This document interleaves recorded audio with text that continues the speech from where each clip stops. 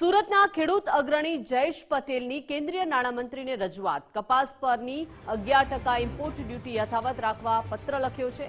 કપાસની આયાત ડ્યુટી નાબૂદ નહીં કરવા જયેશ પટેલે માંગણી કરી। જણાવ્યું કે ડ્યુટી હટશે તો વિદેશી કપાસ સસ્તો થશે, ખેડૂતો પાયમાલ થશે। કાચા તેલના વધતા ભાવને કારણે સિન્થેટિક ફાઇબર મોંઘા થયા છે। ડ્યુટી ફ્રી આયાતના નિર્ણયથી ખેડૂતો ફરી મુશ્કેલીમાં મુકાઈ શકે છે।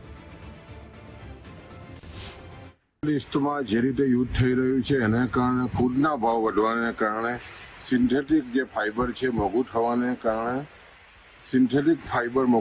કારણે ખાસ કરીને ટેક્સટાઇલ ઇન્ડસ્ટ્રી અને જે ગાર્મેન્ટ ઇન્ડસ્ટ્રી સરકાર પર દબાણ કરી રહી છે કે કપાસની જે આયાત ડ્યુટી છે 11% એ વેરામુક્ત કરવામાં આવે।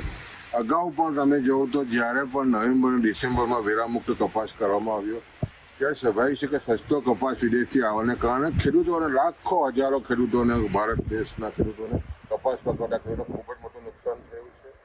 હાલમાં જે સ્થિતિ બની છે એમાં કપાસ પકવતા ખેડૂતોને જે વેરામુક્ત કપાસ કરવામાં આવશે